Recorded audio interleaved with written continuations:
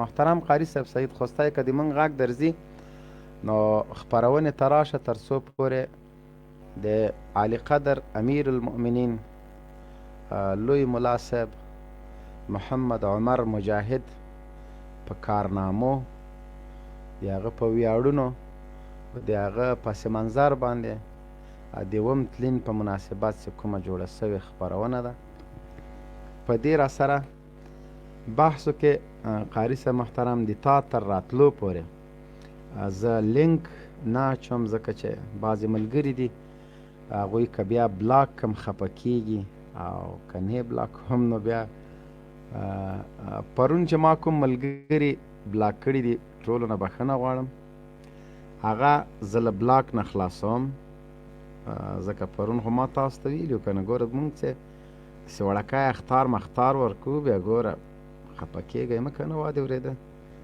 نو پرون زښته ډېر کسان راغلل غلطي دې ما وه باید ما لینک نه وای اچولی لکه نن چې لینک ما تر اوسه پورې نه ده هغه کړی نو قاري صاحب سعید خوستی که چا سره زه په لایو خپرونه کې یم ملګرو که چا سره په رابطه کې وي خبرې کوي تر هغو لایو خپرونه چې د قاري صاحب په مشورې باندې مونږ د افغانستان په وخت 9 بجې وعده کړې وه 9 بجې مونږ وکولې چې راغلو او دې ظالمانو ته مونږ بار بار ویلي چې ګورئ د پیجونو د آیډیانو په بندولو سره تاسو نشئ کولی چې زموږ مبارزه ټکنۍ کوي حتی د یو ویښته په اندازه زیان ورته ورسوئ ځکه مونږ په طول د تاریخ کې تاسو ته ښودلې ده دغه مبارزه چې د استمیاک پروګرام نه مونږ شروع کړې تقریبا د ده به 4 میاشتې 5 میاشتې کېږي په دې کې متعدد پیجونه د مونږ له منځه تللي دي په لسګونو او په سلګونو ورسره آیډیانې خو لیکن دا مبارزه تاسو د مونږ ختمه کړې نه ده لا مو تیزه کړې ده د ما داسې یو پیج ما جوړ کړ چې ماخوستن د افغانستان په وخت 8 بجې ما پیج جوړ کړ په 8:30 بجې زه لایف راغلم چې لایف راتلم ما 12 کسه لایکر په پیج کې درلوده خو چې کله ما لایک وکړ 3900 کسانو ته د مونږ هغه لایف ورسېده 2.5 ساعته خپرونه ما وکړله 4000 کسانو هغه لایف شیر کړی نو دا مې په دې درته وویله چې الحمدلله دغه د اسلامي امارت له دې جنډې سره د خلکو مینه او محبت دومره زیات ده که تاسو څومره هڅه او کوشش وکئ یو خو موږ په خپلو برنامو کې پوچ تبلیغات نه کوو بل د موږ خپرونې کې دروغ نشته څنګه چې د اسلامي امارت د پالیسۍ مطابق هغوی خپل خبرونه ټول په صداقت او رښتینولۍ پورې بنا دي له هغوی نه په الهام اخیستو باندې موږ هم دغه لایب خپرونه چې کوو کوشش کوو چې موثق راپور تاسو ته راوړو رښتینې راپورونه راوړو نو په دغه بنیاد باندې د موږ لایب خپرونې ته دومره خلک منتظر وي چې په الله په ذات باندې درته قسم کوم چې دا اوس زه تاسو ته خپل واټساپ ښیمه تر 100 ماته زیات میسیجونه راغلي دي چې لایب خپرونه ولې وځنډېدله دا وګوره اشنې کرکې به ښکاري اکثر ته ما جواب نه ده ورکړی خفه نه سئ نو موږ دا خلک هم مجبوروي تر هغو پورې خپرونه وکړو خفه کېږي یو امید یو د خبر د اورېدو یو څه غواړي چې یو څه واوري نو محترم قاري صاحب سعید موږ سره خپرونې ته راغی السلام علیکم ورحمت الله وبرکاتو محترم قاري صاحب سعید خوستی ستړی مه شئ خپرونې ته په خیر راغلی وعلیکم السلام ورحمت الله مبین سے محترم تاسو ته او ټولو قدرمنو لیدونکو اوریدونکو ته سلامونه او احترامات وړاندې کوم او د رمضان د مبارک میاشتې ټول اسلامي امت ته خصوصا د افغانستان مظلوم او کړېدلي ولس ته مبارکي وایم الله تعالی د دغه میاشت د رحمتونو او د برکتونو میاشت موږ دپاره د صلح او د امن او د ازادۍ میاشت وګرځوي ډېره مننه قاري صاحب د نن موضوع د لایب خپرونې د مونږه چې چون دا په مسلمه امت باندې یو حق هم ده تر هغو مونږ دا حق هم ادا کړو او ولس ته یو څه ناویلي چې هغوی نه وي اورېدلي د تاسو له خولې واوري د خپلواکۍ امام امیر المؤمنین مرحوم ملا محمد عمر د اووم تلین په مناسبت د هغه د ژوند جالب اړخونه چې ټول ولس دې ته انتظار ده، اگر که د افغانستان اکثره ولس دی بلکې د نړۍ مسلمانان د هغه د ژوند په جالب اړخونو باندې خبر دي، ځکه هغه داسې یو امام و، داسې یو رهبر و، داسې یو امیر و چې نه دا چې مسلمانانو ته تاریخ پرېښوده بلکې کفار هم د هغه له دې تاریخ نه متاثره دي. نو مهرباني وکړه قاري صاحب محترم څه د ځان سره راوړي برنامې ته، زه به لینک واچوم تر څو اګوردیم کې هم راشي، نور میلمانه هم راشي. مهرباني. مبین صاحب او ټولو محترمو لیدونکو او اوریدونکو، د مرحوم امیر المؤمنین رحمه الله د ژوند او د هغې د ژوند د ځانګړنو او د ده دغه د مبارزې اړخونه ډېر جالب دي او ډېر عجیب دي.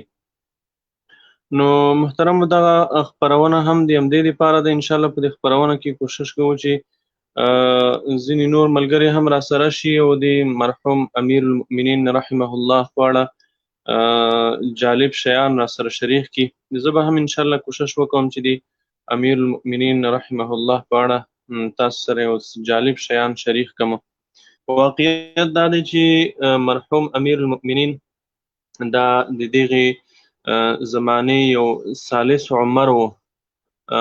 دی په ډېرو اړخونو کې هم د عدالت د عدل په اړخ کې، هم د شجاعت او د شهامت په اړخ کې، هم د رښتینولۍ او د صداقت په اړخ کې، په ټولو اړخونو کې دا داسې یو شخصیت و، داسې یو امام و چې په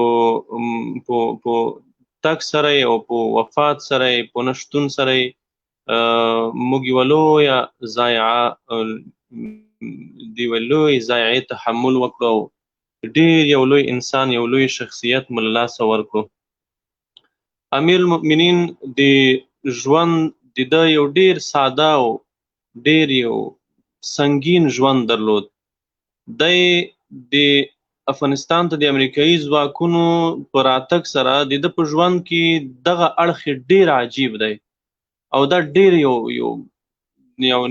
معجزه غوندې ده، ډېر یو عجیب دی دا حالت چې امیر المؤمنین د امریکایي اشغالګرو ځواکونو په راتګ سره دی په افغانستان کې د روزګان ولایت په مختلفو سیمو کې خو چې ډېر زیات وخت یې تېر کړی دی په یوه داسې خټین کور کې تېر کړی دی چې څو ځله امریکایي ځواکونو په هغه کلي چاپه هم اچولې ده، خو د هغې سره سره بیا هم امیر المؤمنین رحمه الله د دوی د شر نه الله تعالی ساتلی ده او د دوی د شر نه الله تعالی نجات ورکړی ده.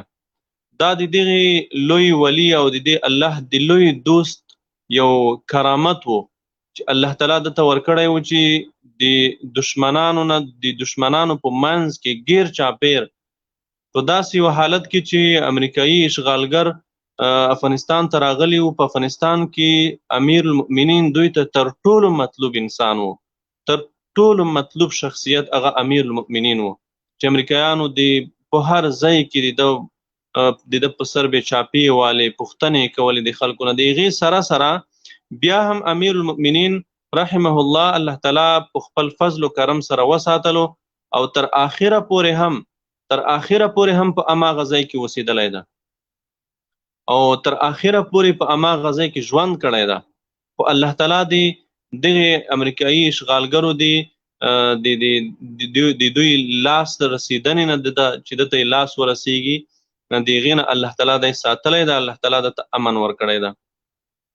او مرحوم امیر المؤمنین چې کله د امریکایي اشغالګرو په افغانستان برید وکولو نو دی د خپلې کورنۍ نه جدا شو او خپل اولادونو نه، خپل اهل نه جدا شو او تر آخري لحظې پورې، تر حیات تر آخري وخته پورې د بیا خپل اهل و عیال او خپل اولادونه ونه لیدل، ځکه ده نه غوښتل چې دی په دې پوه و چې زما د ژوند سره د امت ژوند تړلی ده، زما د ژوند سره د افغانستان د مجاهد ولس مبارزه تړلې ده. نو همدا دلیل و چې الله تعالی د ده ساتنه وکوله، د ده حفاظت یې وکوله په دومره سختو شرایطو کې. او د ده د دې لوی انسان، د دې لوی شخصیت یو بل کرامت دا و چې الله تعالی دته یو داسې یو روب ورکړی و، داسې یو شان الله تعالی ورکړی و چې 3 کاله تقریبا 3 کاله 4 کاله د وفات په حالت کې امارت کړی ده، د په نوم صرف امارت کېدو په داسې حال کې چې دی وفات شوی و. دا د اسلام په تاریخ کې لومړی ځل ده چې یو امیر 3 کاله په داسې حالت کې د امر چلیږي چې دی وفات ده، دی نشته په دنیا کې، خو بیا هم د امر په خپلو مامورینو چلیږي او په دې دومره مامورینو کې، په دې دومره خلکو کې چې د اطاعت کوي او د قماندو لاندې جهاد کوي، په دې دومره خلکو کې دا غوښتنه چا ونه کوله چې هغه زموږ امیر چیرته ده، هغه زموږ امیر ولې موږ وینو نه. د صرف یو خبره، یو غږ چلیدو، د صرف یو خط چلیدو، د صرف یو نوم چلیدو، د په نوم خلکو قرباني ورکړي، د په نوم خلکو خپل سرونه فدا کړل، او دا د یو لوی کرامت وو. نو الله تعالی د قبر روضه د روضو د جنت نه وګرځوي، الله تعالی د قبر منور وګرځوي. واقعا چې امیر المؤمنین یو لوی شخصیت و، یو لوی انسان و. محترم ملګرو، زه کوشش کوم چې تاسو سره د مرحوم امیر المؤمنین څه نورې خاطرې هم شریکې کړم، او کوشش کوم چې یو دلته موږ سره یو بل میلمه هم د مبین صاحب محترم قاري صاحب میلمه به م راواخلو. مخکې له دې چې زه تر هغه میلمه نوم راته اخلي هغه راخلم. د امیر المؤمنین مولوي صاحب که یو لنډ تاریخ د خلکو ته ووایه له پیدایښته تر وفاته پورې، د هغه نوم، د پلار نوم، قوم، قبیل، علاقه، دغه د که ځان سره څه لیکلي راوړي وي نو بهتره خبره دا ده، ځکه په سوشل میډیا کې چې زیاتره خلک تخت و تاج په دې باندې کوي، د هغوی خو اگر که د هغوی نیوکو ته موږ چندان اهمیت هم نه ورکوو. د مقبرې په اړه باندې متعدد سوالونه دي. آیا د دې مبارک قبر د اسلامي امارت اکثره مشرانو ته خو معلوم ده، موږ ته هم د اندازه ده، د دغه باره کې مقبره خو موږ تر هغو چاته نسو ښودلی چې تر څو اشغال ختم نسي، خو که یې دغه د پیدایښت نه تر وفاته څه معلومات در سره وي قاري صاحب؟ نو مبین صاحب انشاءالله دغه معلومات کس هم راته وښیه چې څوک راځي چې زه یې راوچات کړم سټوډیو کې. موږ تاسو سره یو میلمه را سره ده، درون میلمه، هغه به انشاءالله د مرحوم امیر المؤمنین په اړه معلومات هم شریک کړي انشاءالله اوریدونکو سره، د ژوندلیک او هغه به هم د موږ سره شریک کړي، او کوشش کوو انشاءالله هغه میلمه سره زه هغه یم چې هغه راواخلو، او هغه میلمه ته لینک راولېږه چې راشي او نوم دې په پښتو کې ولیکي، ځکه انګلیش زه پوهېږم خو نه یې وایم. او هغه قاري صاحب محترم، زه به دا لینک دوباره واچوم، لینک کار نه کوي، د ما چې څومره اندازه ده، زه دا لینک بیا یعنې داسې ماته یو ملګري ووایه چې دا لینک کار نه کوي. ښه، زه به لینک بیا واچوم قاري صاحب، تازه لینک به واچوم.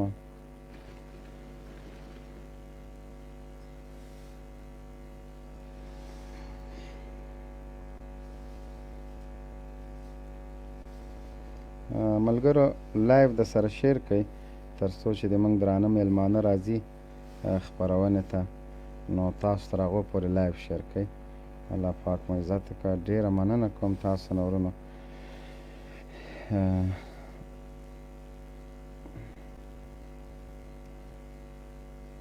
تاسو تر هغو پورې لینک لایو شیر کوي چې نن موږ سره په خپرونې کې محترم قاري صاحب سعید خوستی چې تاسو یې دا څو ورځو نه پوښتنه کوله، نن موږ سره په لایو خپرونه کې میلمه ده او ورسره بل دروند میلمه هم شته.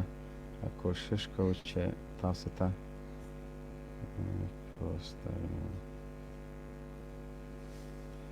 نو تاسو ته نور میلمانه راواخلو.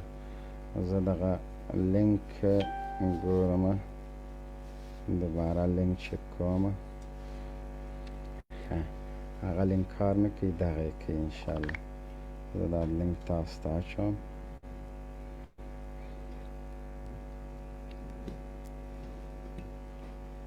اوس به انشاءالله لینک کار وکړي. لینک مې تاسو ته بدل کړ.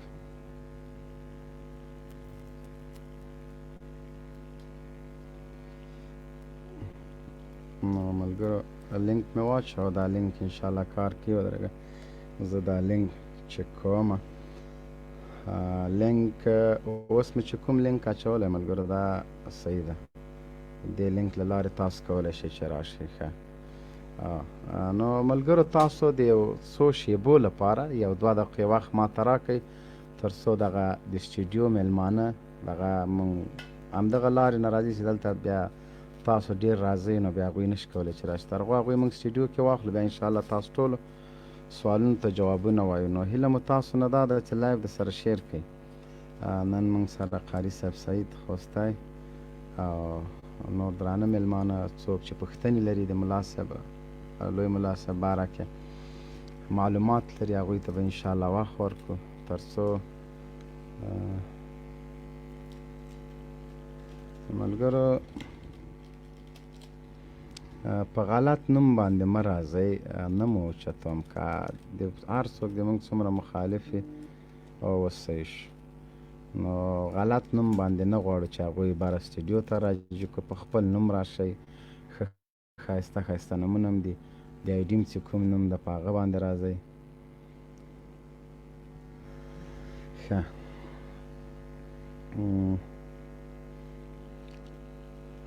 زه به دغه موضوع م تاسو ته راواخلم او تاسو سره به په لایف خپرونه کې موضوع م شریک کړو چې دی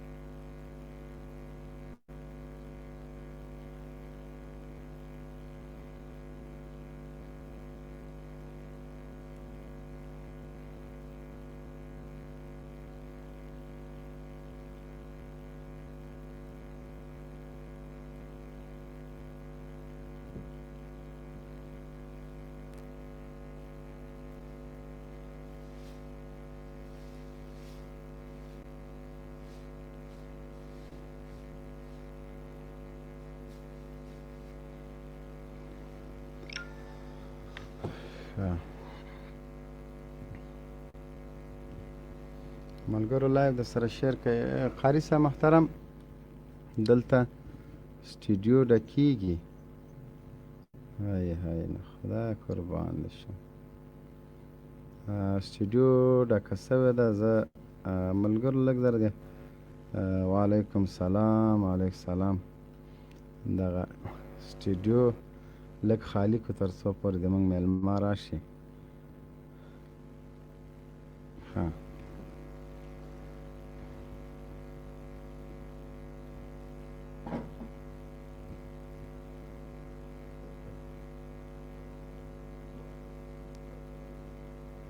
سلمان علي ښه زه سټوډیو خالی کوم او مریض صاحب را دې شي زه به یې واخلم.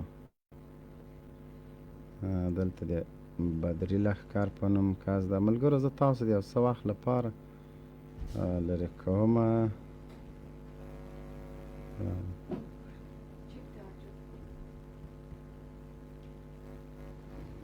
سلمان علي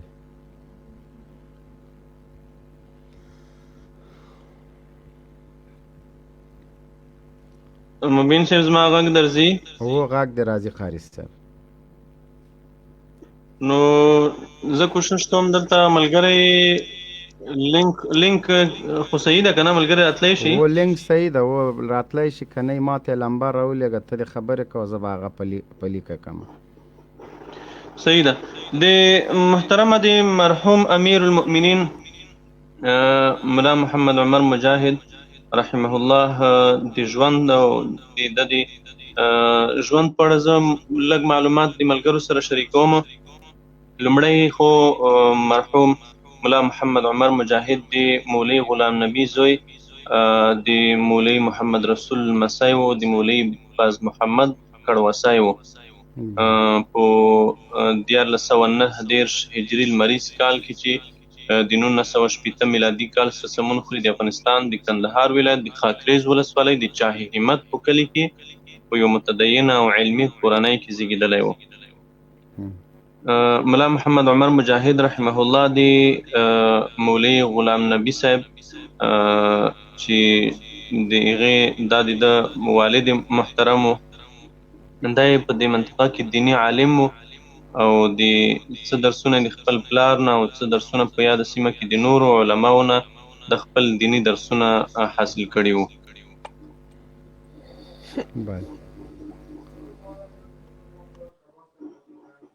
زما غږ صحیح ده؟ صاحب غږ دې بیخي صحیح ده. مبین صاحب زما غږ صحیح ده؟ هو غږ دې صحیح ده قاري صاحب محترم، غږ دې بیخي صحیح ده. نو مرحوم امیر المؤمنین د زوکړې نه وروسته د دوی کورنۍ چې وه هغه د قندهار د خاکریز ولسوالۍ نه د ډنډ ولسوالۍ د نودې کلي ته لاړل. نو هلته د ژوند تر پایه پورې په همدې سیمه کې دوی اوسېدل او دلته یې خپلې د دیني چارې، دیني زده کړې او د دیني ښوونې روزنې چارې هم د همدلته په مخ بیولې. په 1965 میلادي کال کې د ده پلار چې و هغه وفات شو او دی د خپل پلار نه یتیم پاتې شو. 15 کلنۍ په عمر کې دی د خپل پلار نه یتیم پاتې شو. نو د خپلو ترونو سره مولوي محمد انور او مولوي محمد جمعه د دوی د سرپرستۍ لاندې دی بیا ستر شو، لوی شو. نو بیا یې تعلیم وکولو. ملا محمد عمر مجاهد د قبیلوي اړخ نه دی د پښتنو د هوتکو د قبیلې سره تعلق لري. هوتکیان چې دي د افغانستان په تاریخ کې یو لوی قوم ده. زموږ داسې میرویس نیکه چې و هغه هوتک و، داسې نور ډېر ستر غازیان د هوتکو په قبیله کې تیر شوي دي. دی په یوه علمي او روحاني کورنۍ کې زیږېدلی و او په یوه علمي او روحاني کورنۍ کې ستر شوی دی. د پلار هم عالم و او نیکه هم عالم و، جد هم عالم و، یو دیني عالم و. مرحوم امیر المؤمنین د روسي اشغال په وخت کې هم چې کله کمونیستانو روسي اشغالګر افغانستان ته راوستل، په هغه وخت کې هم دی د کمونیستانو او د روسانو په مقابل کې په جهاد مصروف شو او همدا دلیل و چې د ده نه دیني زده کړې پاتې شوې او په جهاد یې پیل وکول او د روسانو د هغوی د ملګرو په مقابل کې جهادي سنګرونه تاوده وساتل. مرحوم امیر المؤمنین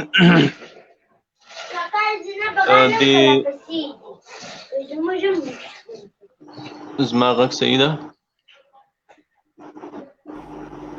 فیض الله صاحب دغه مایک د کبان کې مهرباني وکړه قاري صاحب.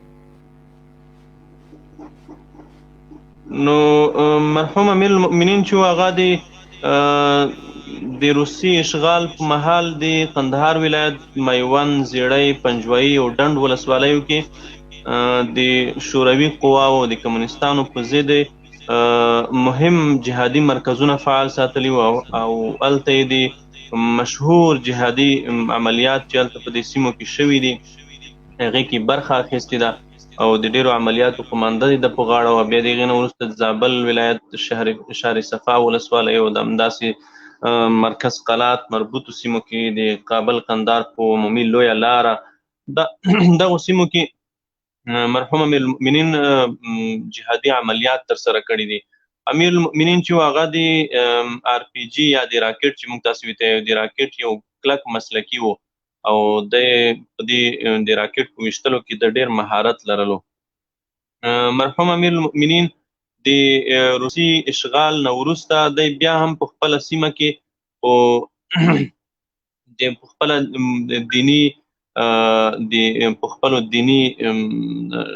دیني مبارزه بوخت شو. خپله مدرسه یې هلته جوړه کړه او مدرسه یې د دې دپاره چې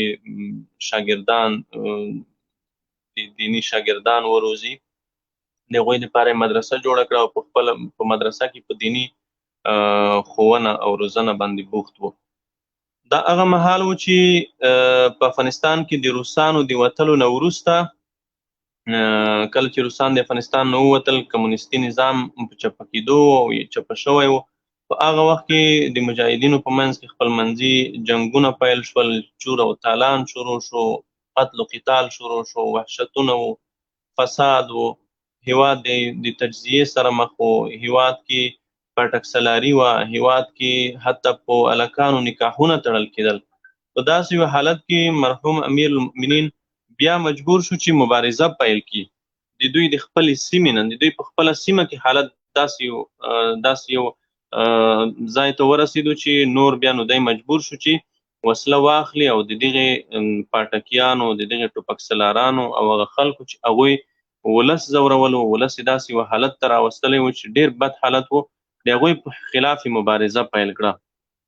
نو هغه و چې په ډېر کم وخت کې مرحوم امیر المؤمنین د ده په ملګرتیا کې چې کوم مشران وو، هغوی داسې یو خوځښت پیل کړو چې په نږدې سیمو کې ډېر زیات هرکلی وشو، ډېر تود هرکلی وشو او په نتیجه کې ټول قندهار ولایت ته دا خوځښت وغځېدو او په ټول قندهار ولایت کې چې څومره ټوپک سلاران وو یا هغه خلک وو چې هغوی افغانان یې ځورول، مسلمانان یې ځورول او په قتل و قتال کې د افغانانو په قتل و قتال لاس پورې کړی و، په چور او تالان لاس پورې کړی و.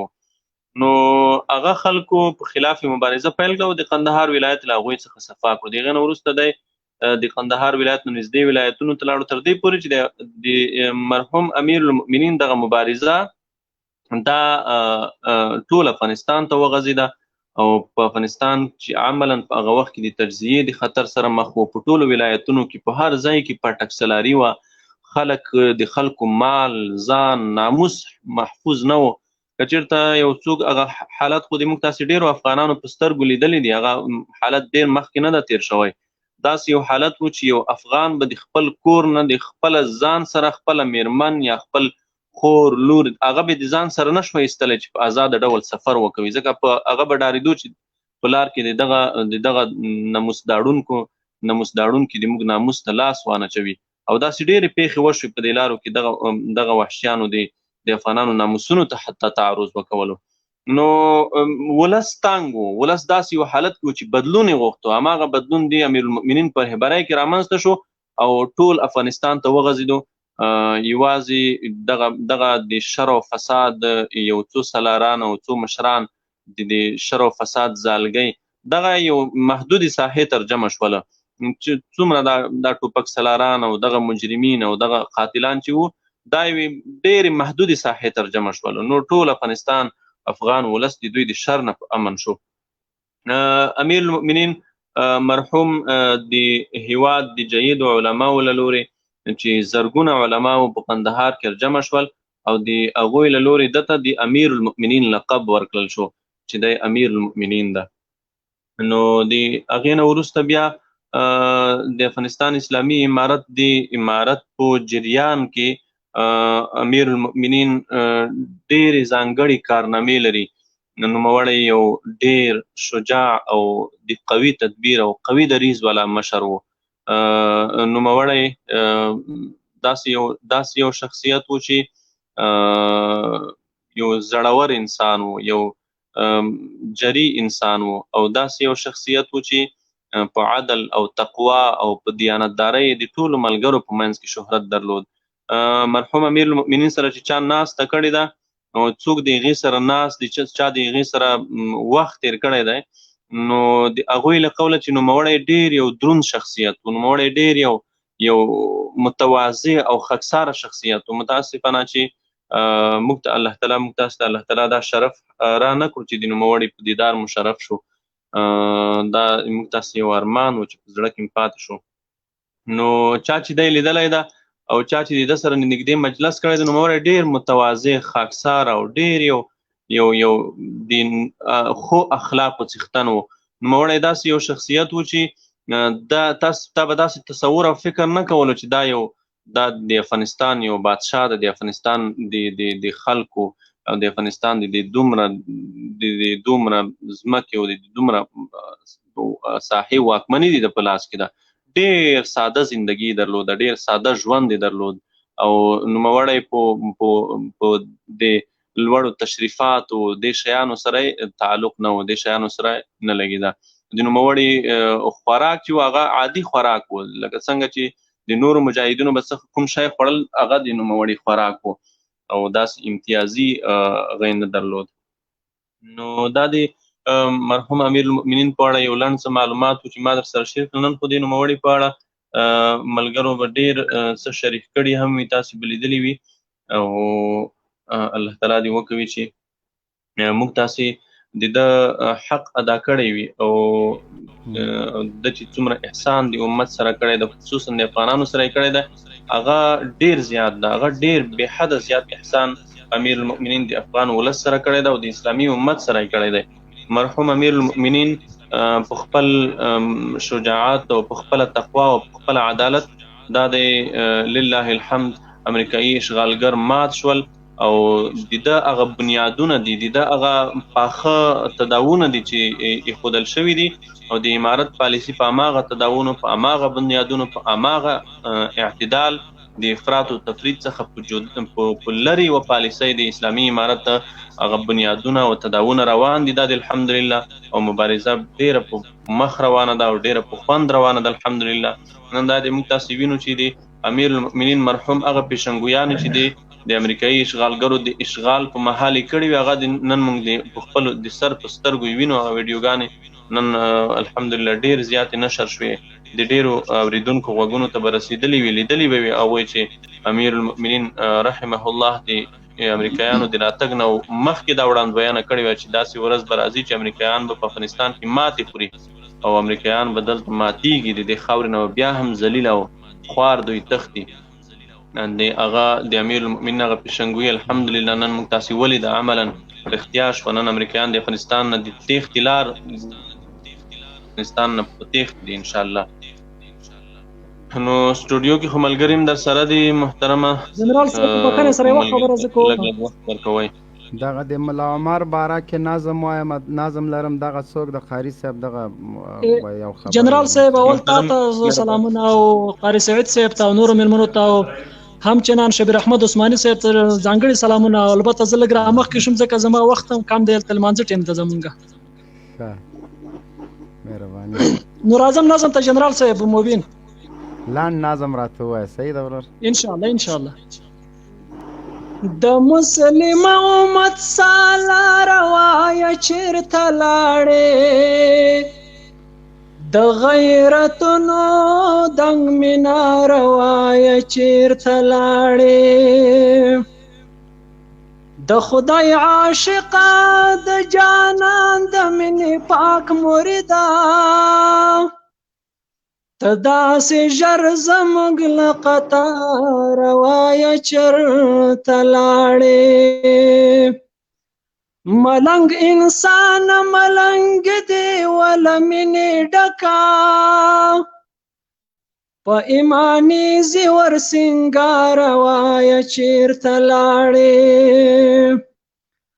د سپین لښکر حسین زلمي دې په ژړا یادوي، تورو تیارو کې تر سهاره وایه چیرته لاړې،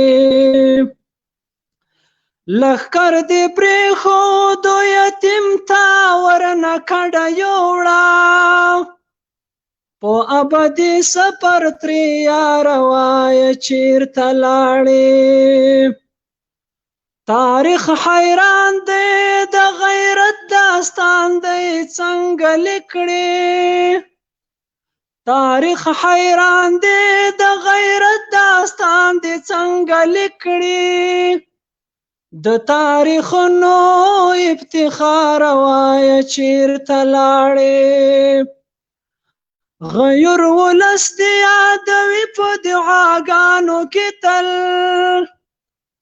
غیر ولس دې یادوي په دعاګانو کې تل، د ژوند له کوره د ژوند له ښاره وایه چیرته لاړې د الفت جان د زړه دنیا و بس په تا ودانه د الفت جان د زړه قرار وایه چیرته لاړې د الفت جان د زړه دنیا و بس په تا ودانه د الفت جان د زړه قرار وایه چیرته لاړې. مننه جنرال صاحب له ټولو دوستانو څخه چې غوږ یې ونیولو او که کومه غلطي شوې وي د هغې بښنه غواړم. ډیره مننه، الله مو عزت وکړه. یو نړۍ مننه، قربان مشم. محترم دا خو دا زموږ خواته متل دی وایي ړوند په خپل کور ښه پوهېږي نه سترګه واره. امیر المؤمنین زموږ امیر و، زموږ رهبر و او موږ د هغې په قومانده کې 19 کاله جهاد کړی دی، امارت یې کړی ده. نو زه وایم که تاسې د هغې ځای نه قضاوت کوئ او وایئ چې داسې شوي وو یا داسې شوي وو، دا به زه وایم ښه نه وي. موږ ته د خپل امیر د خپل رهبر معلومات شته چې څنګه دی وفات شوی دی او په کوم ځای کې وفات شوی دی. دا واقعیت او حقیقت نه دی چې تاسې وایئ چې دا په کراچۍ کې دلته زهر پیچکاري شوي وو. دا د امریکایي استخباراتو، د کابل د مزدور استخباراتو تبلیغات دي چې د امارت په خلاف یې کوي او د مجاهدینو په خلاف یې کوي. دوی هڅه وکوله چې د امارت په صفوفو او په لیکو کې درز رامنځته کړي، اختلاف رامنځته کړي، مجاهدین وویشي. دوی دا 19 کاله په همدې سرمایه ګزاري وکوله چې د مجاهدینو په منځ کې درز او اختلاف رامنځته کړي، بې اتفاقۍ او خپلمنځي شخړې رامنځته کړي. دغه شی فکر نه کوم چې کوم منطقي اړخ دې ولري. دا حقیقت نه لري او تش تبلیغات دي. محترمه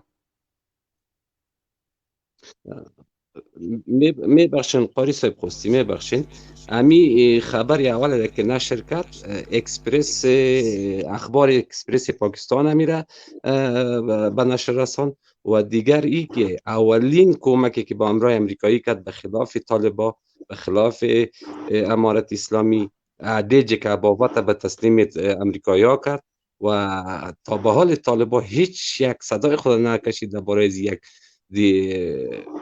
یک کدام چیزی نشان نداد در این زمان. محترمه ما خو مخکې یو بل ورور هم دا پوښتنه وکوله، هغه ته مې دا ځواب ورکړو چې ګورئ دغه پوښتنه هم د شرعي اړخه هم د منطقي اړخه دغه سوال معقول نه دی. موږ الحمدلله زموږ سنګرونه تاوده دي د امریکایانو د هغوی د ملګرو په خلاف عملا په جهاد بوخت یو. موږ ته الله تعالی امر نه کوي چې موږ د په بل سنګر کې وجنګېږو. نبي کریم صلی الله علیه وسلم د احد او د بدر غزاګانو ته وتو د خپلو د قریشو د خپلو قبیلو د خپلو ترو زمنو د خپلو خپلوانو سره جنګېدو، جهاد یې کولو ورسره. ولې په څنګ کې بنو قریظه، بنو قینقاع او نور یهود د خیبر هغه ټول موجود وو، هغوی سره کار نه لرلو، په هغوی غرض نه لرلو. دا د الله د رسول صلی الله علیه وسلم د سیرت نه ثابته ده. تاسو سیرت مطالعه وکوئ، ځکه هلته مهمه دعوه غیرتي افغان صاحب تاسو مهرباني وکړئ، هلته مهمه دعوه نبی کریم صلی الله علیه وسلم نه غوښتل چې ځان دپاره نور څنګه. هغه مخکې ورته هم دا ځواب وویلو چې افغانستان ته د امریکایانو په راتګ کې ډېرو خلکو مرسته، ډېرو هیوادونو مرسته او کومک کړی ده. په منطقي لحاظ هم دا معقوله نه ده چې موږ په افغانستان کې دلته د امریکایان اشغالګر او د دوی ملګري دې پرېږدو، زموږ په ناموسونو، زموږ په عزتونو، زموږ په خاوره، زموږ په سر د لوبې کوي، موږ د تختو په هغه چا پسې د تختو چې دا خلک یې دلته راوستلي دي. ما هغه بل ورور ته هم دا مثال وویل چې دا کور ته اور پورې، دا اول د موږ دپاره خپل کور اور مړه کول مهم دي. زما په کور کې اور بلیږي، نو کله دا معقوله ده چې په ګاونډي پسې تختم چې ولې زما کور ته اور اچولی ده؟ اول راځه د خپل کور اور مړ کړو. خب میبخشین قاری صاحب، خب از این میگذریم و به جریانی که فی الحال در جبهات روان است از هر دو طرف، از طرف ریاست جمهوری افغانستان و دولت افغانستان و از طرف گروه طالبان، که خب امی برادرای طالب دشمنی با امریکایی ها داره یا با خاک افغانستان؟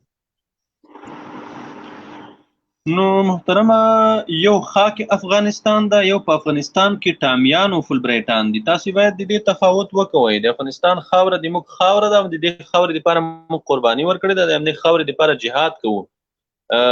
یو دلته ټامیان او فلبریټان دي چې د امریکا او اروپا نه راغلي دي او دلته قدرمن میلمانه دي، اولادونه او ښځې او ماشومان یې هلته عیش و عشرت کوي. د اشرف غني زوی چې د طارق غني هغه د یو امریکایي کاندید چې هغه هم جنس باز د هغې کمپاینر ده. نو دغه خلک د دې خاورې نه دي، د خلکو په خلاف جهاد روان ده، د موږ دشمنی هم د دې خلکو سره ده. تشکر قاری صاحب. پس اینجا یک سوال به ذهن مردم اینجا پیدا میشه، در شهر کابل و در دیگر ولایت ها از بسیاری مردم ها شنیدیم. پس شما یا امی طالبا چرا پلها و مکتبا را میسوزانه و پلها را میپرانه؟ این که خو امریکایی نیست، این که خو کافر نیست، خاک خو از خود ما مسلمان هستیم، باید ما امریکایی را بزنیم. چرا پل خود ویران میکنیم؟ چرا مکتبا را میسوزانیم؟ محترم اورور، اول خو پل او پلچک چې دي دغه شیان دا خو د کابل ادارې یا د امریکایانو د ملګرو د 19 کاله تبلیغات دي چې طالب د وطن ورانونکي معرفي کړی ده، طالب تروریست معرفي کړی ده، طالب وحشي معرفي کړی ده. په دې تبلیغاتو تاسو باید ونه غولېږئ. طالب د پل او د پلچک او د سړک او د مکتب سره کار نه لري او نه وران کړی دي. الحمدلله د امارت په ساحو کې منظم د مکاتب شروع دي. امارت د هغوی نصاب د هغوی هر څه کنټرولوي او امارت عملا د هغوی چارې تنظیموي. تاسو ته معلومه وي یا نه، خو تاسو د امارت ساحو ته کچیرته لاړ شئ، هلته به تاسو ته معلومه شي. عمل منفعه پروژې د امارت ساتي او خدمتونه د ولس ته وړاندې کوي. یو دا ده چې یو ځای کې یو پل ده، یو ځای کې یو پل ده، هلته امریکایان تیریږي، دا شوي دي او موږ خپله د دې شاهد یو. یو ځای کې امریکایان دي تیریږي، هلته یو پل ته ماین لاندې کیږي. هغه پل د ماین د طریقه امریکایانو ټانک د منځه ځي. مهمه ده دا پل د منځه لاړ شي، ولې دلته د امریکایي اشغالګرو یو ټانک چې په هغې کې 10-15 یرغلګر سپاره دي، هغه د منځه ځي، وژل کیږي. زما دپاره د یرغلګرو وژل چې دي هغه لومړیتوب لري. زما دپاره دا پل هغه وخت لومړیتوب لري چې کله دا خاوره آزاده شي. زما خاوره آزاده نه ده. زما دپاره د هر څه نه لومړیتوب چې ده، اول شی چې ده هغه د اشغالګرو د دې خاورې نه شړل دي. دا اشغالګر باید د دې خاورې نه وشړل شي چې په هر قیمت وي، که د سرونو په قیمت، که هر څومره سرونه قرباني کیږي. موږ دلته لګیا دي، افغانان لګیا دي سرونه ورکوي، نو ته د الله بنده ته په یو پل او پلچک کې لګیا یې. بله قاری صاحب، خب درست شد. مثال در امی جنگ و یا جهادی که علیه امریکایی ها غیرتی افغان اوروره د مونږ د برنامه وخت هم ډیر کم د لطفاً که سوالونه ختم کړئ، دلته لاندې نورونه منتظر دي. خب تشکر. من یک سوال آخری دیگه داشتم، باز من میبرایم قاری صاحب باز یک توضیحات بده دربارش.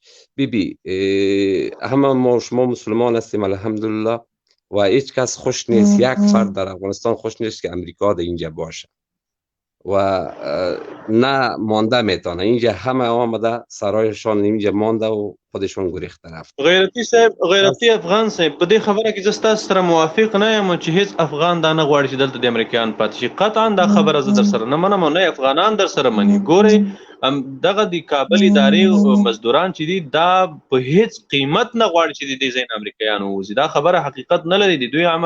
د دوی دغه یو نیم کال د خوځښتونه، د دوی حرکات، دا هر څه ملت هم ولیدل، موږ هم ولیدل، اوس هم وینو. اوس هم دوی عملا لګیا دي چې د امریکایانو سره تړون مات شي، امریکایان دلته پاتې شي. دوی اوس هم لګیا دي همدې ته کار کوي چې امریکایان څنګه په افغانستان کې پاتې شي. دا خبره غلطه ده. زه ورته نه غواړو چې دلته امریکایان پاتې شي، ولس نه غواړي چې دلته امریکایان پاتې شي، ولې د دې خلکو ژوند بقا په همدې امریکایانو ده. دا خلک غواړي چې امریکایان دلته په پیړیو پیړیو پاتې شي، ځکه دا خلک واک د امریکایانو رسولی دي. که امریکایان نه وي دا خلک دلته ولس خوري، غوښې ترې خوري. بله قاری صاحب، یک سوال آخری دارم، باز من میبرم از برنامه دیگه. دوستا بیا وقت شما را نمیگیرم.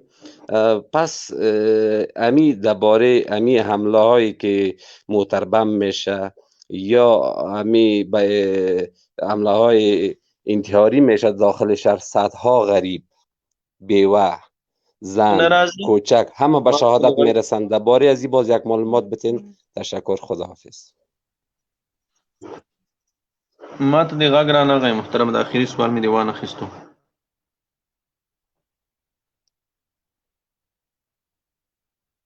په هر صورت ډاکټر شاولي سیاح صاحب، ډاکټر شاولي سیاح صاحب تاسو مهرباني وکړئ.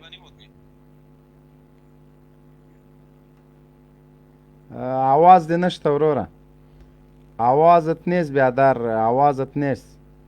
غږ نشته محترم، غږ دې نشته. زه دې قطع کوم، بیا راشه چې تر هغو دې آواز صحیح شي. صحیح ده، آواز دې نشته. ما تو را قطع میکنم، دوباره کوشش کو د استیجو بیا تا آوازت صحیح شوه. دغه بل ورور څه نومېږي دنه هغه واخله، زه دا بېرته راجګوم قاري صاحب. صاحب جانزیب صاحب تاسو مهرباني وکړئ. السلام علیکم قاری صاحب، تاسو ته او مبین صاحب ته د سټوډیو ملګرو ته ټول ته سلامونه وایم. وعلیکم السلام. قاری صاحب ما یو سوال لره، اسلامي امارت چې راځي د څنګه سره دا به پخوا غوندي که نه څه بدلون به پکې راځي؟ دغه مې سوال ده، لږ وضاحت راته پکې راکړئ. او بل جنرال صاحب دا مې سوال ده، او بل جنرال صاحب مبین ته سپیشل سلام وایم، یو سلوټ ورته وهم. مینه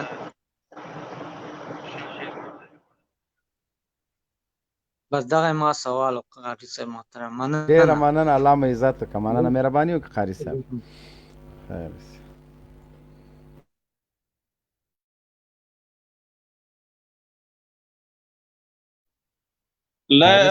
مبین صاحب زه وایم چې نور که دا لایف بند کو خوښه دې نه ده، اوله روژه هم د سبا نو د دغه ورور هغه ووایه جواب یې ورکړه، روژه خو دا خو موږ به بس پیشلمی کوو، مونځ به کوو، بیا به کرا ویده کېږو. بلکل هسې هم قرنطین نو هغه ده. دا ورور ته به ووایم زه چې دی څه ډول بدلون دی، د طبیعت د دی څه ډول بدلون غواړي، نو چې د ده نه یې ووایي وضاحت غواړو چې دی څه ډول بدلون غواړي. ده وویل چې هماغه امارت پکې بدل به وي. قاری صاحب موږ خو اسلامي نظام غواړو، موږ نور هېڅ بدلون نه غواړو، د خیر سره د اسلامي نظام راشي، دغه مطلب ده. نو بالکل اسلامي نظام د موږ دپاره سره کرښه ده، اسلامي نظام به وي انشاءالله، په دې به معامله نه کېږي. دې لنډغرو لاس هم کابل پرېښی ده، خدای پاک اوس د اسلامي نظام په خیر سره راولي، چې هر سړی خپل کور ماندي. ډېره مننه. دغه ورور د موږ وروستی میلمه ده قاري صاحب، کیدای شي دا به څه جالبې پوښتنې لري. مهرباني وکړه ورور. سلام علیکم. سلام علیکم. سلام برادر. ما یک چند تا انتقاد از شما داشتم در قدم اول، بعد از اون ما یک سوالاتی را از شما دارم به عنوان فرزند وطن. متوجه شدین؟ فرزند لوی افغانستان. چند سوالی را که ملت افغانستان از شما دارن ما میخوام این از شما بشنوم، و اگر خواهش میکنم که ستر جنرال مبین خان که ما بحث بکنن سپاسگزار میشم، کسی دیگه مداخله نکنن. درست است؟ اصلا امروز قاری صاحب در استودیو وجود داره، ما حق پذیره ندارم که با شما صحبت کنیم، البته سوالایتان را راجع به قاری صاحب از صادری نباشه، اما تو منظم گپ بزنیم سپاسگزار میشم. و لطفا توهین نکو، اگر سوالایتان میکنی توهین اجازه نداریم. هیچ ضرورت به این است، البته ضرورت به بحث است. ګوره مبین صاحب ته پرېږده، ډاکټر د ځان سره لیکلي دي که ډاکټر وینو. ډاکټر سیاض صاحب تاسې مهرباني وکوئ پوښتنه وکوئ، راځئ چې خبرو ته راشو. دا د فرعي او جزوي شیانو نه تېر شو، راځئ چې د یو بل خبرې واورو چې ستا خبرې څومره منطقي دي، زما څومره منطقي دي. بله، ما به خاطر از این آمدم که فقط با سر جنرال مبین خان بحث بکنم، نه کسی دیگه. نو ستر جنرال مبین خو تا سره بحث نه کوي، زه دلته موجود یم. ستر جنرال مبین خو چې دغه د سټوډیو کوربه ده، زه ما از کل ویندویای حکومت ترس و حراس نداریم و زبانم زبان داریم که از هر سوال ملت افغانستان و از بطن جامعه و لوی افغانستان هستم، ما طرفدار کسی دیگه نیستم و ما به نمایندگی از ملت آمدیم که لونوجا توسط به اصطلاح اصلا تو ملت از نمایندگی از ملت نمیتانی، تو من حیث یک افغان سخن زده میتانی. تلک پریک دوره تو من حیث یک افغان به امرای ما سخن زده میتانی و نمایندگی از ملت نمیتانی. شما سوالات ما پرسان میکنم از شما، ولی خواهش میکنم که مبین خان شما که ما بحث بکنید اگر امکانش هست. اگر شما بحث نمیکنید ما خارج میشیم. درست است؟ چی سوال داری؟ بله، یکی هست که انتقاد ما هست که کسایی که در زیر لایف میاین، مثلا که اونا را که بالا نمیارین، خواهش میکنم رخصتشان بکنید. کل ما تقریبا نیم ساعت از منتظر هستیم که بریم بالا. این انتقاد ما بود. سوال ما از این است که پاکستان دشمن ما هست و یا دوست ما؟ از نگاه شما مردم میخوایم مردم افغانستان بفهمن که مفکوره طالب ها در مورد پاکستان چی هستند. امریکا دشمن ماست یا دوست ماست؟ پاکستان. امریکا دشمن ماست یا دوست امریکا ماست؟ دشمن ماست، روسیه دشمن ماست، ایران جهاد دشمن در ماست. افغانستان فرض عین است یا نیست؟ خیر، جهاد ما میتونیم جهاد قلم بکنیم. ما سوال ما جهاد شمشیر خون ریختاندن در افغانستان فرض عین است یا نه؟ امریکا را متجاوز خطاب کرده میتونین یا نه؟ نه، امریکا را متجاوز گفته میتونی از دیگاه دینی جهاد فرض عین است در افغانستان یا نه؟ امریکا متجاوز نیست. سوال را که شما کردین تکراری است، به صدها بار جواب داده شده. حکومت نظام به صدها بار جواب داده شده. دا کوم اداره چې په کابل کې وجود لري دغه اداره ته د پاکستان دښمن بولې که دوست بولې؟ په کابل کې موجوده اداره دشمن پاکستان است. به کدام دلیل دشمن پاکستان است؟ په داسې حالت کې چې وروره ته ما سره یو زستانه یو څو پوښتنې وکوم وروره تاسو زستان ګوره برای قاری صاحب صحبت نمیکنی ما تو را قطع میکنم. ما تو را قطع میکنم. ما جواب میتم برات لیکن در وجود قاری صاحب ما جواب ای اختیار تو نیست، ای اختیار ماست که تو را با کی هم کلام میسازیم. اگر امرای قاری صاحب سوال جواب میکنی لطفا اگر نه قطع میکنیم. صحیح وروره ګورئ ته دلته دا اختیار ته موږ نه درکړی. یعنی شما دیکتاتور هستین؟ ما اصول برنامه ما اینمی است که در موجودیت قاری صاحب من نمیتونم که هم استودیو را کنترل کنم. امرای قاری صاحب هم کلام میشی. من میخوایم جواب شما را بتم که ما جواب ما واضح است. درباره پاکستان امارت اسلامی یک پالیسی واضح داره. او غږ درازی مبین صاحب زما غږ درځي. او غږ درازی. به کدام دلیل دولت غږ در دشمن پاکستان او غږ دسته قاری صاحب غږ دسته جناب مبین صاحب زما غږ شته. او غږ دسته قاری صاحب غږ دسته. باش لطفا قاری صاحب د تا غږ شته مهرباني وکړه. زما غږ شته. او غږ دسته غږ دسته. ها ګوره وروره تاسو د کابل ادارې درشي اغوستي د فکر کوم نظامی کس به نو تاسو د استودیو ته راغلی تاسو اصولا دا حق حاصل دی چې ته زمانه پوښتنې وکوي. تاسو اصولا دا حق حاصل نه دی. تاسو اصولا تاسو دا حق اصولا حاصل نه ده چې ته د موږ په منځ کې دا انتخاب وکوي چې ته خبرې کوه ته یې مه کوه. دا حق تاسو اصولا نه ده حاصل. دا زموږ حق دی چې ته م راخیستی تاسو د پوښتنو حق درکوو. ته پوښتنه وکوه، تنقید وکوه، سوال وکوه چې ستا سوال هم موږ په قرآن ځواب کو، هم په حدیث ځواب کو، هم په منطق او په عقل ځواب کو. خو دا حق ته نه لري چې ته د موږ په منځ کې دا انتخاب وکړې چې ته خبرې کوه ته یې مه کوه. دا حق تا ته چا نه ده درکړی. دا ما استودیو د تا را اخلم ستا پوښتنې جواب درته ورکوم. صحیح ده زه قبول دارم. ما در قدم اول که گفت به اصطلاح مبین خان گفتن که دولت ما چگونه دشمن پاکستان است. خودتان میفهمین که اقتصاد پاکستان از وقتی که امیرالمومنین حضرت اشرف غنی بابا به کرسی ریاست لطفاً تبلیغات اجازه نداری، کمپاین اجازه نداری. تاسو چاته امیرالمومنین ویل دا اسلام ته توهین ده. دا خلک په اسلام ته توهین عادت دي. یو داسې توګه دا مولوی صاحب دیده قاری صاحب دیده هسټري درته زه وایم اوس یې راجګوم. درېیمه کلمه د تېره کې زه لایفونه پرېږدم چې دی په کوم حساب دی امیرالمومنین وایي. په اسلام کې هیڅ معلومات دی نه لري. دا یو فاشست انسان ده. دی زه پیژنم. دا قرآن حدیث ته بار بار توهین کړی ده.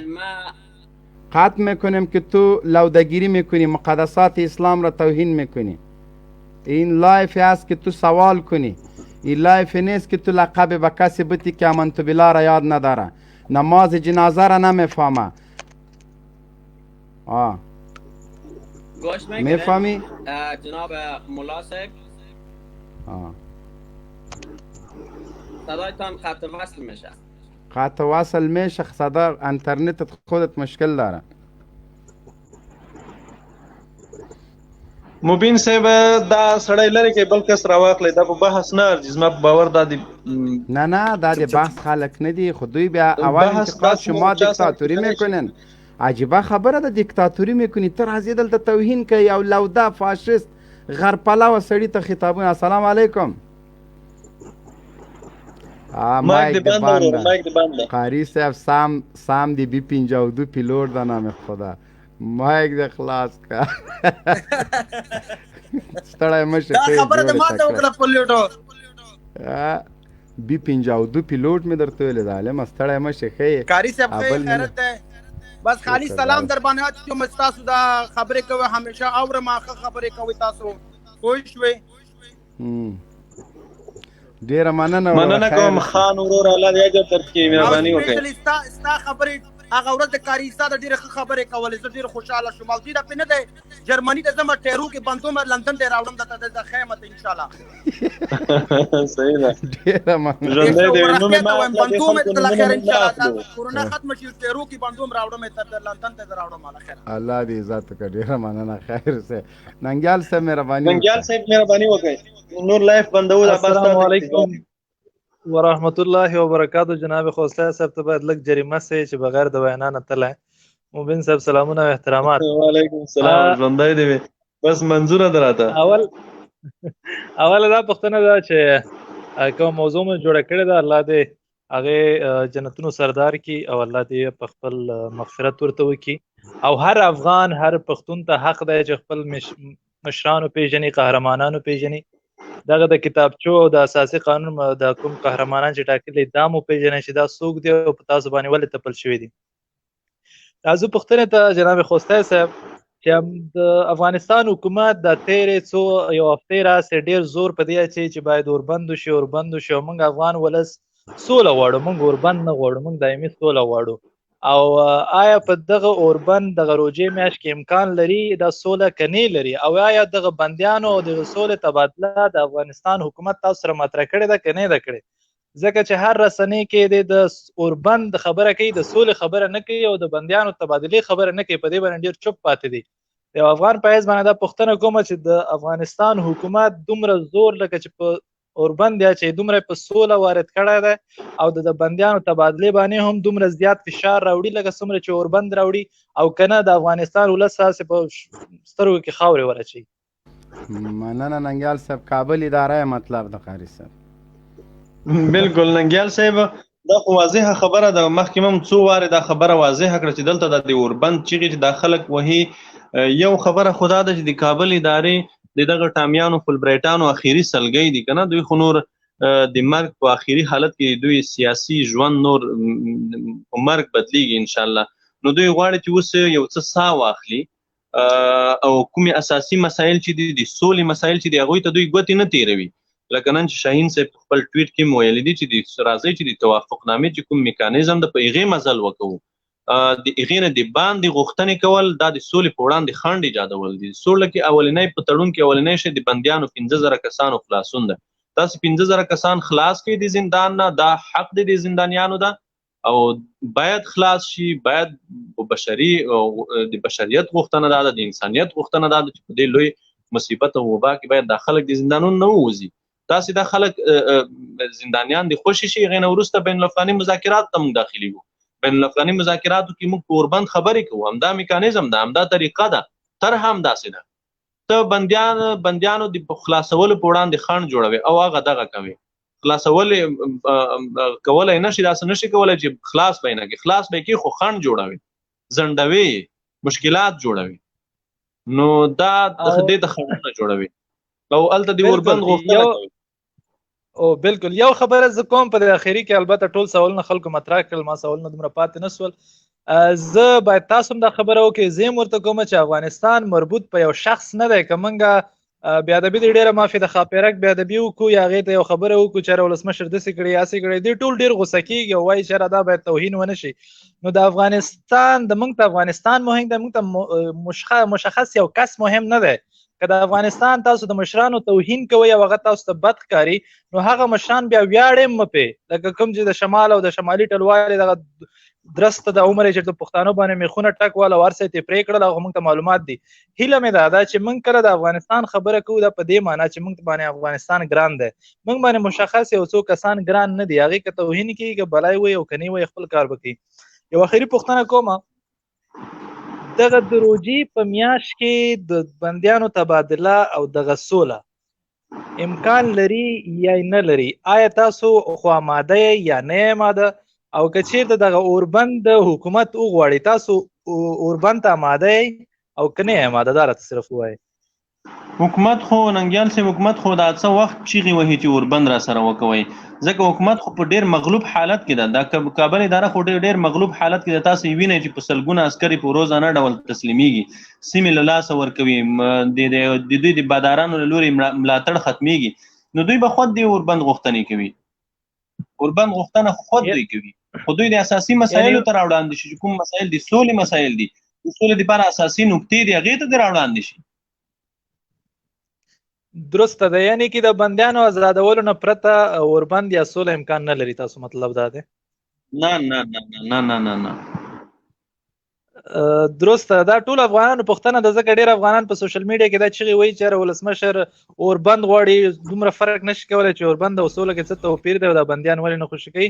نو دا پوښتنه ما صرف دغه ټالمیانو نه وکړه. اوربند نه غواړي، ولسمشر دې د سولې د تړون په وړاندې خنډ نه جوړېږي، ولسمشر دې د شګو بندونه نه اچوي، ځکه دا د شګو بندونه به آخر یو ورځ دغه سیلاب ویسي، خو هغه وخت به ډېر افغانان وژل شوي وي او بیا به دوی ته په نقصان تمامه شي. دا د شګو بندونه د سولې په وړاندې نه اچوي، عملا د سولې ته راوړاندې شي. د چوکۍ کپکیزي خو باید د چوکۍ غم ونه خوري، باید د ملت غم وخوري، باید د خلکو غم وخوري چې په دې جګړه کې قرباني کیږي. او دلته اساسي ستونزه یوازینۍ خبره هغه د دې سړي چوکۍ ده.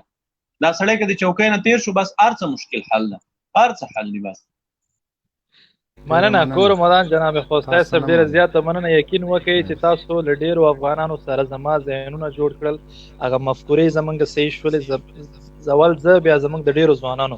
نو زه تاسو د استاد لقب هم ورکوم، خلکو ته هم زما دغه فکري استاد دی. ډېره زیاته مننه کوم. الله مو راته بریالي او سلامت لره. خو هیله دا ده چې بیا غیر حاضر نشئ، بیا حتما لایف کوئ او د خلکو ستونزې به اورئ. نه انشاءالله، نه انشاءالله، نه غیر حاضرېږو. ډېره مننه ننګیال صاحب، الله مو عزت وکړي. قاري صاحب خوستی تا هم ډېره مننه چې باوجود مبین صاحب زه هم درنه لاړم، په الله مو سپارم، ټول ملګرو نه مننه، ستاسو نه هم ډېره مننه کوم. السلام علیکم. ډېره قربان مشم. السلام علیکم ورحمت الله وبرکاته. ملګرو کومه کسانو چې موږ سره په لایف کې ګډون کړی له ټولو نه د زړه له کومې مننه کوم. راځئ چې یو بل ومنو، راځئ چې د بندیانو په حق کې د امریکایانو د اشغال د پای ته رسولو، د امریکایي عسکرو د وتلو په باره کې ټول منسجم شو. دا وطن د موږ ټولو وطن ده، دا د موږ ټولو شریکه ملک ده.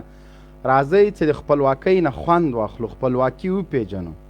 هغه ترخې شیبې د موږ هیرې نه دي چې امریکایي ټانګونه به مخکې وو او د موږ په زرګونو موټر مسافر به ورپسې وو، لیکن چا دا جرأت نه شو کولی چې له هغوی نه مخکې شي. نن د طالب سرتیرو قرباني ده الحمدلله چې موږ د افغانستان په جغرافیه کې د اشغالګرو ټانګونه، د هغوی هوایي ځواک، د هغوی بمبار له نه شتون سره برابر ده. او دا د اسلامي امارت سرښندنې ویس د امریکا امپراتوري نسکوره شوه او موږ یو رښتینې خپلواک افغانستان په لور ځو. د امریکا امپراتوري په نړېدو ده، د امریکا امپراتوري ختمه ده. نور به موږ یو واحد افغانستان لرو. له لر نه تر بره پورې به انشاءالله سپینه محمدي جنډه رپېږي، امنیت به وي، سوکالي به وي، عدالت به وي، صلح به وي، محبت به وي، وروري به وي. نور به جګړې نه وي، نور به د شپې چاپې نه وي، نور به د موږ ماشومان د تیارو له بدو اوازونو نه دا ویره نه کوي. نور به مو بچي په زانګو کې په تاوده او په ګرم خوب ویده دا ناره نه کوي چې دا د جان ران امریکایانو ویوړه. خپلواکي، هغه خلک د خپلواکۍ په خوند پوهېږي چې کم خپلواک دي. راځئ موږ هم خپلواکي وپېژنو، د خپلواکۍ په خوند باندې پوه شو. دا وطن د موږ ټولو وطن ده، دا په موږ ټولو حق لري. مهمه دا چې دا دین د موږ ټولو دین ده، قرآن کریم د موږ ټولو کتاب ده، په دې باندې موږ ایمان راوړی. دا تنا طالب ته مه پرېږدئ، د دې دفاع په ټولو مسلمانانو باندې حق ده باید له دې نه دفاع وکړئ که چا نه وي کړی د دې دفاع ته راودانګئ د امریکایانو د اشغال اخرنۍ شیبې دي د افغانستان د اسلامي امارت سرسپارلو سیاسي او نظامي رهبرانو ستاسو مرال بایللو دښمنانو نور جګړهیز قدرت له لاسه ورکړی او ډېر زر ده چې انشاءالله په ټول هیواد کې اسلامي نظام نافذ او د مؤمنو هیوادوالو ارمان پوره شي ستاسو بېدریغه قربانیو د غرب امپراتوري د اشغال په پای ته رسولو مجبوره کړله حساس او بیدار اوسئ خپل دردېدلی ملت په ځان راټول په یو سوچه اسلامی نظام ونازوئ بپیش ای اردوی سربکف امارت اسلامی افغانستان دشمنان دین و وطن را تعقیب کنید نگذارید تا بار دیگر این ملت مؤمن و مجاهد را با بدبختی های غم انگیز روبرو سازن د عالی قدر امیر المؤمنین د تلین په باره کې چې کوم موضوع د مونږ الحمدلله د محترم قاری صاحب سعید په خوستی په ملتیا باندې ښه وضاحت ورکړلی شو یو دوه کړۍ دی وای له مغرور نړۍ جوړه شوه سوالګره له مغرور نړۍ جوړه شوه سوالګره خپلواکي مو ترېنه واخیسته په نره ای د تورو خاورو لاندې قلندره سر راپورته که ملا محمد عمره جوګه نه د بزدل ځوان چې د چا یار شي یار هغه ده چې په سخته کې په کار شي چې لوړ سر د ازادۍ ګرځوی نه شي داسې سر دې له تنو ځینې ګزار شي چې مینه د وطن وي هیره کړې مین نه ده که د مینې ټول گفتار شي دا چې ورکه دنیا کې هنګامه وه نن مې هغه یار دنیا کې بیا اظهار شو سړیتوب یې له تندي نه معلومیږي په غلي مې ټنده پریوځي په قار شي د افغان د افغانیت دا علامه ده یرغلګرو تاغزي وګرځي و خار شي نرې مه بوله د ښځو په جم ښه ده چې کافر سره ملګری څوک په لار شي د افغانستان اسلامي امارت الله مو ژوندي لره